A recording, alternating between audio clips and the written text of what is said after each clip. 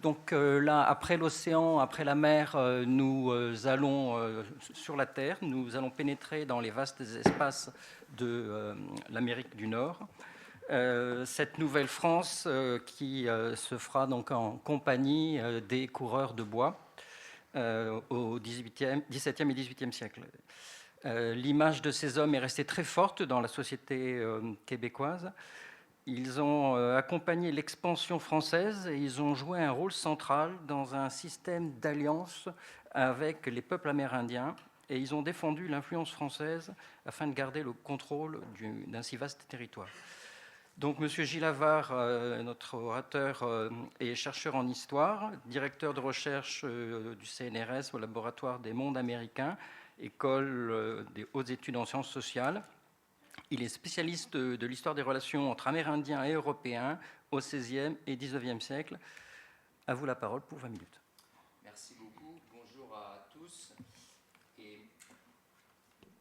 Et merci pour cette invitation. Alors, je le dis pour les Québécois qui sont présents, je m'excuse à l'avance, je vais un petit peu continentaliser l'histoire des liens entre la France et le Québec, mais en réalité, les personnages dont je vais parler sont très liés à la vallée du Saint-Laurent, donc à ce qui deviendra le Québec, puisque je vais vous parler de personnages qu'on appelait les voyageurs, mais au sens professionnel et nord-américain français de ce terme. Le métier de voyageur, c'est le voyage au sens d'un déplacement en vue d'effectuer un transport en l'occurrence de marchandises, en vue de les offrir aux Amérindiens.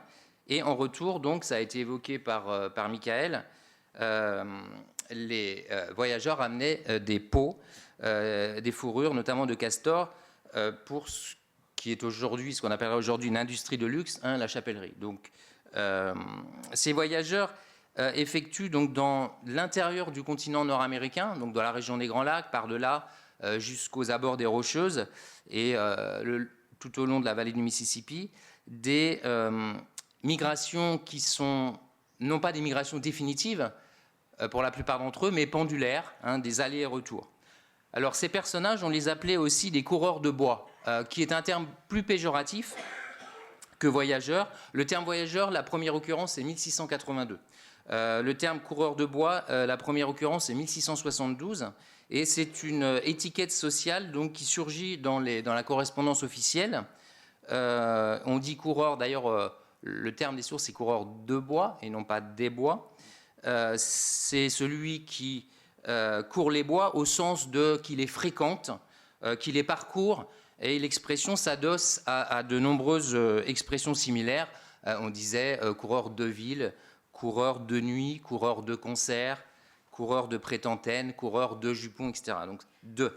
Alors, je me permets de faire un petit peu de publicité, puisque j'ai écrit 2 livres que vous pourrez consulter sur la table à ma gauche. Et je vais essayer de vous présenter les grandes lignes de ces ouvrages, sachant que je vais moins m'intéresser au versant autochtone de cette histoire, qui est très présent dans les livres aujourd'hui, que le versant colonial à travers ces migrations pendulaires que j'évoquais. Donc ces personnages, ces coureurs de bois, ces voyageurs, sont originaires de la France. Ce sont des individus qui ont été un peu oubliés, même s'ils ont contribué par leur grande mobilité à dessiner finalement les contours de l'espace impérial français en Amérique du Nord, de la vallée du Saint-Laurent donc jusqu'au Grand Lac et jusqu'aux Rocheuses. Donc la Nouvelle-France, vous savez, c'est 3 colonies, l'Acadie, le Canada avec son prolongement vers ce que les Français appelaient les pays d'en haut, donc la région des Grands Lacs et par-delà, et puis la vallée du Mississippi, donc la Louisiane. Mais après la chute de la Nouvelle-France, cette expansion des Canadiens français, ou des Canadiens, comme on disait au XIXe siècle, de langue française, va se poursuivre jusqu'aux abords des Rocheuses. Donc. Alors en France, on a entendu parler des trappeurs, mais l'idée, si vous voulez, c'était dans ces livres de déloger un peu de notre imaginaire Davy Crockett et sa toque en raton laveur. Au Québec, on connaît Davy Crockett, mais on connaît encore plus, je crois, enfin, les gens d'un certain âge, la figure de Daniel Boone, qui est un autre héros américain. Et en fait, que ce soit en France, au Québec, aux États-Unis, le cinéma a très peu pris en charge cette figure du coureur de bois ou du voyageur. Hein. Donc, de fait, là, sur la question mémorielle, il y aurait beaucoup de travail à faire, puisque ce sont des personnages qui sont aussi assez peu présents dans la littérature ou alors dans des romans d'aventure du 19e siècle, mais qui sont un peu passés de mode. Donc là, vous voyez, là, c'est un héros américain, Hugh Glass, joué par Leonardo DiCaprio dans le film The Revenant de 2016. Mais pour ceux qui l'ont vu, vous vous souvenez que on voit des Canadiens français, d'ailleurs, qui sont dépeints de façon très péjorative et négative, dont un certain Toussaint, qui est en réalité Toussaint Charbonneau, qui a participé à l'expédition de Lewis et Clark de 1804-1806 jusqu'au Pacifique et dont l'épouse, la femme amérindienne, était la fameuse Sacagawea. Donc dans ce film, véritablement, on offre une vision dégradante des Canadiens français qui semblent être un petit peu aujourd'hui à Hollywood les seuls dont on ait le droit de se moquer. Alors au Québec, en revanche, le coureur de bois reste un objet de mémoire, de folklore, en tout cas au moins jusqu'au début du XXIe siècle. Peut-être ça a changé tout récemment, mais enfin on trouve encore par exemple un whisky de ce nom, aussi un savon. Hop. Voilà, coureur de bois. De fait, c'est un terme plutôt valorisé au XXe siècle, qui dénote le courage, l'aventure, et la valorisation de ces vertus, en gros, date du XIXe siècle, notamment quand la littérature s'est un petit peu quand même emparée de ces univers historiques, avec James Fenimore Cooper et Jack London. Alors, cette culture du voyage et du canot est très ancrée au Canada, en revanche, donc je vous laisse admirer cette photographie, qui date des années, fin des années 90, je crois, et une autre avec le père de Justin Trudeau, qui avait même une philosophie du voyage, si vous lisez cette petite citation qui nous rappelle un peu Thoreau. Et puis d'ailleurs la preuve que tout cela se fait de père en fils, puisque Pierre Elliott et Justin sont dans le même bateau ou le même canot.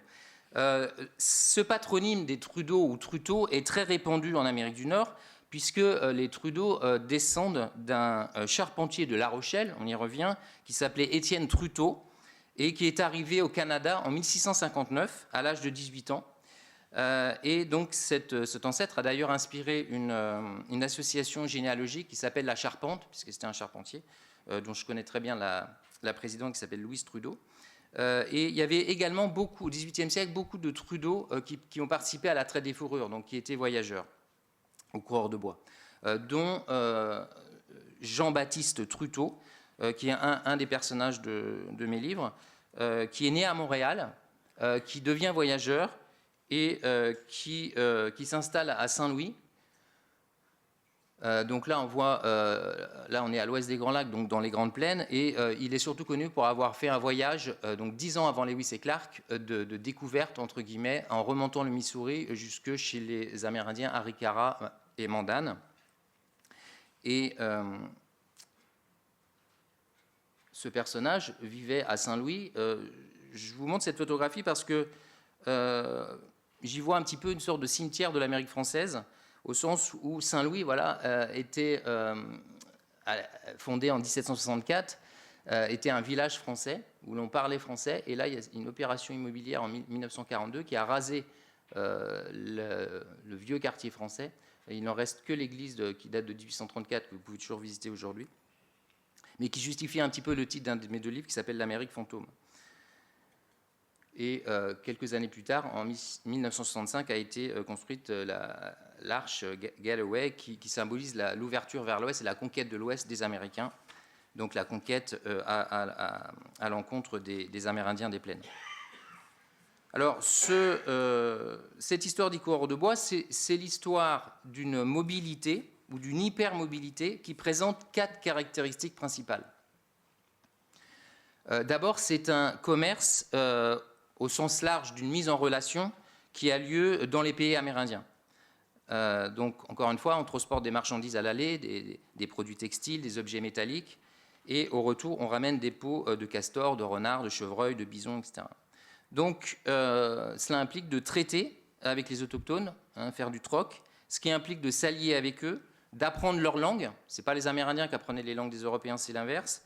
De savoir établir des taux d'échange, de savoir quel cadeau offrir, avec le tabac, l'alcool ou la nourriture qui étaient conçus plus comme relevant du don gratuit, et les autres produits textiles et autres qui rentraient plus dans un commerce au sens strict. Il faut savoir que les autochtones étaient très exigeants vis-à-vis des produits français. Ils pointaient les défauts de fabrication. Parfois, tel chaudron était trop grand, tel fusil était trop encombrant, tel tabac de mauvais goût, etc. Donc, il fallait s'adapter au goût des Amérindiens. La deuxième caractéristique de cette hypermobilité, c'est la masculinité. Tous ces individus sont des hommes. En Europe comme en Amérique, à l'époque moderne, le déplacement, c'est le masculin, que l'on songe aux marins, aux soldats, aux colporteurs, aux bateliers et même souvent aux migrants. Et donc, c'est aussi vrai pour les coureurs de bois. Et c'est un type, par ailleurs, de masculinité qui émerge dans ce contexte historique qui ne correspond ni au modèle militaire, ni au modèle du propriétaire, c'est-à-dire devenir un homme accompli en fondant une famille et en exploitant une terre agricole, et en devenant propriétaire, ce qui est la source de l'autorité paternelle. Alors, il y avait ça aussi potentiellement, mais ce modèle de masculinité était plus lié à la valorisation de capacités corporelles particulières, qui relevait d'une expertise d'ordre professionnel, une expertise d'ailleurs souvent initialement apprise des Amérindiens, notamment le fait de naviguer sur les rivières dans des canaux d'écorce, comme le montre, là c'est un grand canot plutôt de la fin du XVIIIe siècle, même si c'est une peinture du XIXe, mais les canaux de la fin du XVIIe siècle étaient beaucoup plus petits, avec 3 coureurs de bois dessus. Et c'était des embarcations extrêmement fragiles. Il fallait aussi savoir portager. Là, on voit sur cette image le gouvernail qui est à la manœuvre. On portait des paquets de 50 kilos. Et là, on voit un moment de portage, c'est-à-dire quand la rivière devient trop tumultueuse, lorsqu'il y a des rapides, il faut décharger tous les paquets.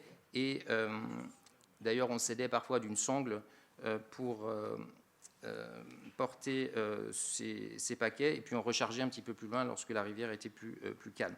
Le mot portage, d'ailleurs, rentre dans le dictionnaire de l'Académie en 1762, en référence au Canada. Et ces coureurs de bois, alors là, c'est une image vraiment très intéressante qui date à peu près de 1720, où on voit que les coureurs de bois étaient armés pour chasser, pour faire face à d'éventuels pillages, aussi de la part d'Amérindiens avec lesquels on n'aurait pas réussi à s'allier. Ils sont vêtus de capots, d'une ceinture, d'un brayet. Ils ont les jambes nues pour sauter dans l'eau et ne pas trop mouiller les vêtements. Et puis à gauche, on voit un personnage qui a des mitas, des mocassins et une capuche contre le froid et les moustiques. Alors, troisième caractéristique de cette hypermobilité, c'est un commerce de longue distance. Plus les distances sont grandes, évidemment, plus s'accroissent les coûts et les prises de risques financiers, parce que tous ces coureurs de bois étaient financés par des marchands, à Montréal par exemple, et plus s'imposent aussi des hivernements. C'est-à-dire on ne peut pas faire l'aller-retour en quelques semaines. Et à cet égard, une distinction s'impose dans le milieu de la traite des fourrures entre ceux qui font un aller-retour l'été, c'est-à-dire ils vont par exemple à Détroit ou à Michilimackinac dans les Grands Lacs, et ceux qui hivernent dans les campements, dans les villages amérindiens. Et sous le régime britannique, on appellera les premiers les mangeurs de lard, en gros les blancs-becs de la traite des fourrures, parce que notamment ils sont habitués à manger des viandes d'élevage, alors que les hommes du Nord, ceux qui hivernent dans le pays amérindien, constituent la confrérie la plus prestigieuse, la plus virile, pourrait-on dire, la plus noble aussi d'une certaine façon, parce qu'eux mangent des viandes sauvages, hein, notamment le bison. Et enfin, plus s'impose, avec ces distances, au sein des familles européennes de coureurs de bois, une culture de l'absence. Avec cette chanson de voyageurs, par exemple, qui évoque cette culture de l'absence, et finalement, le coureur de bois, il n'est pas revenu à temps pour retrouver sa femme, qui s'est mariée avec un autre. Et en même temps, le non-dit de cette chanson, c'est la rencontre avec les Amérindiennes, qui est ici évoquée par un peintre américain du 19e siècle, et c'est ce qu'on appelait les mariages à la façon du pays, c'est-à-dire à la façon amérindienne de tel ou tel groupe dans lesquels les Ojibwe, les Potawatomi, les Sioux, etc., les coureurs de bois faisaient du commerce, et pour certains d'entre eux vivaient de façon durable. D'ailleurs, il y a une expression un peu graveleuse qui date de la fin du XVIIIe siècle, courir à la drouine. Les coureurs de drouine, c'était le nom donné aux coureurs de bois qui se rendaient dans les villages amérindiens pour y collecter des pelleteries directement, plutôt que de les attendre dans des comptoirs. Et en fait, cette formulation pittoresque soulève la question du vagabondage sexuel, puisque le mot drouine, c'est un quolibet familier qui était en usage dans les parlers de l'ouest de la France, et qui possède plusieurs acceptions équivalentes que vous pouvez découvrir sur l'image. Donc courir la drouine, les coureurs de drouine, comme les coureurs de bois, hein, c'est construit sur le modèle de courir le guilledou, courir la prétentaine, donc en l'occurrence courir les filles. De fait, tout cela également donne lieu au phénomène du métissage, sachant que la plupart des enfants métis n'étaient pas conçus comme des métis, mais comme des petits Amérindiens, des petits Wendat ou des petits Potawatomi, etc., parce qu'ils étaient éduqués par leur mère. Le quatrième aspect, quatrième caractéristique de cette mobilité, et c'est un peu un renversement de notre sens commun de ce que signifie la colonisation ou l'expérience coloniale, c'est-à-dire même si les Amérindiens d'un côté adoptent des fusils, des chaudrons de cuivre, des produits textiles, des perles, etc., pour des raisons religieuses ou pour des raisons de commodité, globalement ils restent assez indifférents aux offres de civilisation, entre guillemets, qui sont celles des colonisateurs. Et en fait, c'est toujours européen, donc là je parle des coureurs de bois, de s'adapter aux Amérindiens. Ils doivent apprendre les langues, je l'ai dit, ils doivent s'inscrire dans les logiques de dons qui sont celles des Amérindiens, ils doivent se plier à des rituels d'hospitalité, ils épousent des femmes amérindiennes, et donc plutôt qu'un phénomène d'occidentalisation, ce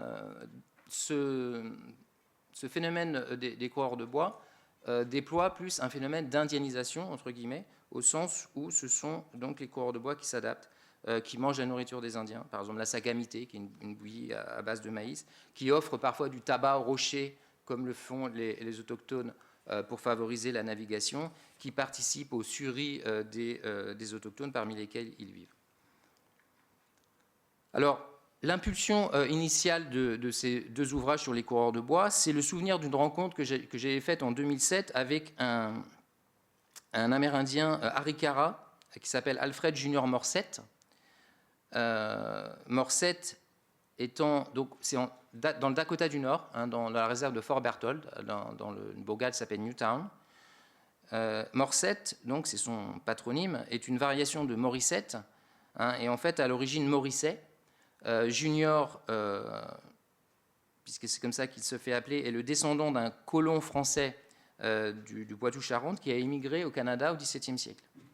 Hein, il y a d'ailleurs 3 individus de ce nom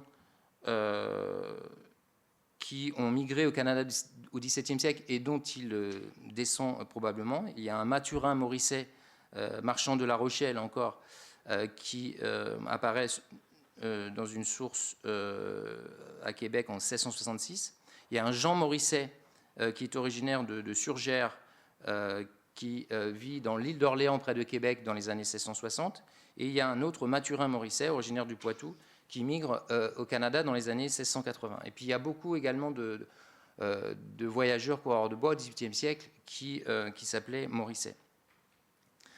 Alfred Junior Morset est le descendant d'un coureur de bois qui a fait souche au cours probablement du 19e siècle, début du 19e siècle.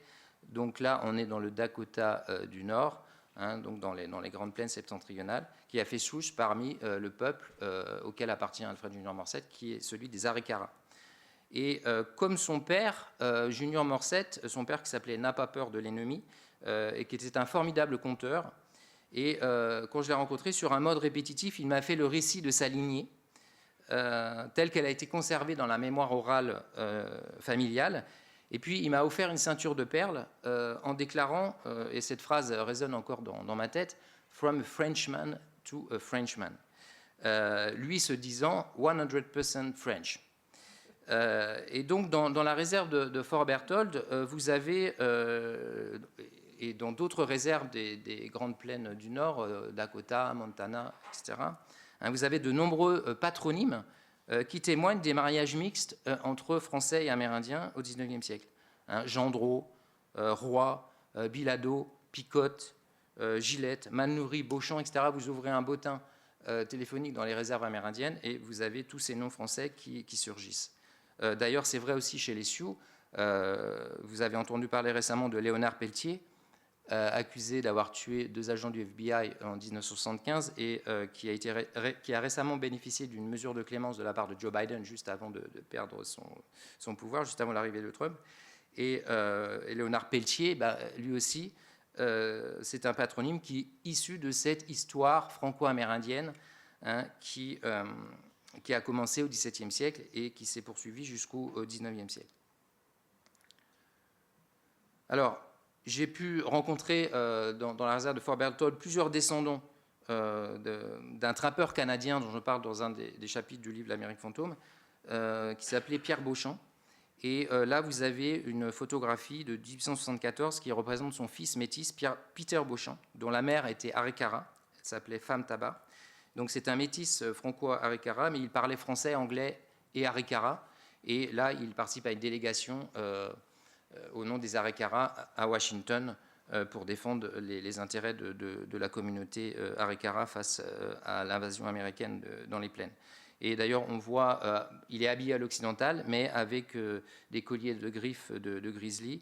Il porte aussi une pipe et un paquet cérémoniel, un sac de médecine. Et cette hybridité, finalement, est celle plus généralement des coureurs de bois du XVIIe au XIXe siècle. De fait, l'héritage des Français d'Amérique du Nord ne se limite pas au territoire où les francophones sont encore majoritaires, c'est-à-dire évidemment le Québec. Dans les plaines, dans les Rocheuses, des années 1730 aux années 1850, vous avez des couches de francité linguistiques et autres qui ont marqué le territoire à travers la circulation de ces coureurs de bois. J'évoquais des patronymes, mais il y a également beaucoup de toponymes. Alors, il y en a des centaines. Par exemple, la ville de Flandreau, dans le Dakota du Sud, la ville de Pierre, les Américains disent Spear, qui est la capitale du Dakota du Sud, la ville de Boise, qui est la capitale de l'Idaho, les Français disaient bois, tout simplement, Provo, la deuxième ville de l'Utah, qui était le nom d'un coureur de bois canadien-français, Prairie du Chien dans le Wisconsin, Prairie du Rocher dans l'Illinois, Portage du Rocher dans le Manitoba au Canada.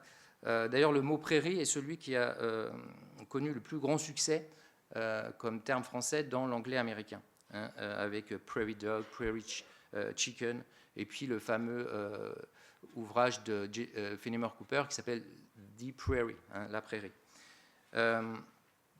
Cet imaginaire a disparu de notre mémoire parce que il a été recouvert par le western, les westerns américains, et la preuve en est. Alors oui, alors c'est un hommage au corps féminin, mais ça les Américains ne savent pas forcément ce que ça signifie, mais c'est les coureurs de bois qui ont donné ce nom à cette montagne du Wyoming. Dans le film Dans sa belle clé loup que vous avez peut-être vu, il y a un double impensé, très beau film par ailleurs, mais double impensé parce qu'on est en 1863, le personnage arrive à la pointe de la frontière et on a l'impression que c'est le premier Européen ou Euro-Américain à arriver sur place, alors que en fait ça fait 150 ans qu'il y a des interactions entre des francophones et des Amérindiens dans cette région, comme le prouve cette représentation de l'exploration des frères La Vérendrye, dont je parle dans un des chapitres de mon livre également, en 1742, donc on est bien avant 1863. Et puis le deuxième impensé de Danse avec les loups, c'est le métissage, parce que le personnage tombe amoureux d'une captive blanche des Sioux, alors qu'en réalité, lorsque des hommes européens arrivaient dans la région, ils avaient plus d'intimité amoureuse et sexuelle avec des femmes amérindiennes. Alors, l'idée, en écoutant Junior Morset, me faire le récit de sa lignée, ça a été aussi, dans le deuxième livre, L'Amérique fantôme, de raconter des histoires de personnages. Et donc là, il me reste peu de temps, donc je vais pas beaucoup insister. Mais par exemple, parler d'un personnage qui s'appelle Étienne Brûlé, qui est né à Champigny-sur-Marne, et vers 1590, qui était le fils de vignerons aisés, et qui se rend au Canada en 1610, alors qu'il est déjà marié. Et il devient interprète, ou truchement, le terme de l'époque, donc il apprend des langues amérindiennes, au service de Samuel de Champlain, le fondateur de Québec, donc en 1608. Ce qui lui donne une certaine épaisseur dans les sources, parce que beaucoup de coureurs de bois en fait s'évanouissent dans les sources, on a très peu d'informations sur eux, mais dès que vous avez une expertise particulière, comme par exemple linguistique, vous apparaissez évidemment dans les sources. Et ce personnage, il vit entre donc, la vallée du Saint-Laurent et le pays des Hurons-Wendat, chez lesquels il s'installe pendant plusieurs années. Mais en fait, il reste très lié, c'est très intéressant parce que il ne s'américanise pas tant que ça finalement, puisqu'il reste très lié à sa commune d'origine, à son village d'origine, Champigny, et donc à la France, où il compte revenir s'installer définitivement. Et donc après avoir gagné un petit peu d'argent comme interprète, il revient une première fois en 1622, là, on voit sa signature très maladroite d'ailleurs apparaître sur un document parce qu'il était illettré, mais il a fait l'effort de signer. Il avait sans doute appris un petit peu cela auprès des jésuites qui pourtant ne l'aimaient pas beaucoup, mais à qui il a appris la langue des Hurons-Wendat. Et donc il repart au Canada. Et puis à partir de 1625, les jésuites décidément ne l'apprécient pas beaucoup parce qu'en fait, il incarne le renversement du projet colonial dont je parlais, projet de civilisation entre guillemets des autochtones, et en réalité lui s'indianisait, donc comme je le disais, il avait plusieurs amantes huronnes, et donc il avait des mœurs qui étaient jugées dissolues du point de vue des missionnaires, et même à partir d'un certain moment de Champlain. Donc, juste pour terminer sur ce Brûlé, il revient une deuxième fois en France en 1626, et puis il repart en 1627 dans le cadre de la Compagnie des Sans Associés, à chaque fois avec une fonction de truchement et le salaire qui va avec. Le problème, c'est que la flotte est capturée par les Anglais et que Québec va être sous domination des Anglais avec les frères Kirk pendant 3 ans. Et Étienne Brûlé va se mettre au service des Anglais et il va malgré tout aller s'installer parmi les Hurons. Mais quand en 1632 Champlain récupère Québec, les Français récupèrent Québec, on n'entend plus trop parler de ce Étienne Brûlé. Qu'est-il devenu? Et en réalité, on apprend un petit peu plus tard qu'il a été tué par les Wendat, Hurons, sans doute parce qu'il a contrevenu à l'alliance qui le liait avec eux. Donc, simplement, je vais respecter le temps, donc je vais m'arrêter là, mais simplement, sinon j'aurais pu vous parler de Radisson, qui est un petit... Alors, Radisson, donc, les anglophones disent Radisson, parce qu'il est beaucoup plus connu dans le Canada anglais, finalement, que dans le Canada français, au Québec donc, ou qu'en France, parce qu'il y a une chaîne d'hôtels qui s'appelle comme cela, comme vous savez peut-être. Il a publié en 1885, on a publié son récit qui date en fait de 1668, à un moment où il s'est installé à Londres et il s'est mis au service lui aussi des Anglais. Et il y consigne ses aventures parmi les Amérindiens. un ouvrage formidable, mais en fait, ce personnage est un... alors non, pas Champigny, mais... est-ce que je vais dans... Hein, excusez-moi. C'est dans l'autre sens. Ce personnage est en fait un petit Parisien du Marais, qui était le fils d'un boutiquier du Marais qui vendait du linge et dont on peut retrouver l'inventaire après décès puisque son père est né en 1641 et qui va migrer au Canada entre 1645 et 1650. On n'a pas d'indication très précise, sans doute avec ses 3 sœurs qui s'appelaient Marguerite, Françoise et Elisabeth. Lui s'appelait Pierre Esprit Radisson, et il est né en 1636. Et en 1652, il est capturé par les Iroquois, ce qui est le début de ses aventures parfois très violentes parmi les Amérindiens. Il devient ensuite coureur de bois, il va jusqu'au lac supérieur, et il a l'idée de fonder une compagnie qui sera la compagnie de la baie d'Hudson, qui pourrait venir chercher les fourrures par la baie d'Hudson, plutôt que d'avoir à traverser tout le continent en partant de Montréal. Et finalement, il s'installe à Londres, où il mourra en 1710. Donc là, on voit la signature de sa mère. Donc c'était une famille qui n'était pas illettrée, contrairement à Étienne Brûlé, l'Amérique de Radisson. Et puis, dernier personnage dont je peux dire un petit mot, c'est Nicolas Perrault, qui lui aussi a laissé des écrits, qui est un petit bourguignon à l'origine, fils de notables, de scribes, dans un village qui s'appelle Darcey, qui est à peu près 60 km au nord de Dijon. Il a étudié, donc Darcey, voilà, il a étudié dans le collège des jésuites de Dijon, ce petit Nicolas Perrault, et il s'installe au Canada au début des années 1660, et en 1665, il fait son premier voyage de traite des fourrures dans la région des Grands Lacs. Et en même temps, il revient chaque été, à la fin de l'été, après avoir commercé parmi les Amérindiens, il revient à Bécancour, donc c'est près de Trois-Rivières, où il a une famille. Et alors je passe, il se fait parfois porter, comme sur cette image, par les Amérindiens parce qu'il est pris pour un soleil. Et comme chez les Indiens Natchez de Louisiane, le grand chef qui s'appelait le Grand Soleil était porté rituellement parce que le soleil ne doit pas toucher terre pour éviter la conflagration, tout simplement. Et puis il est surtout, et j'arrête là, connu, ce Nicolas Perrault, pour sa grande connaissance des langues amérindiennes. Et il a été notamment l'un des 5 interprètes de la Grande Paix de Montréal de 1701, qui a permis de mettre fin aux guerres entre les Français, leurs alliés des Grands Lacs, et les Iroquois. Je vous remercie.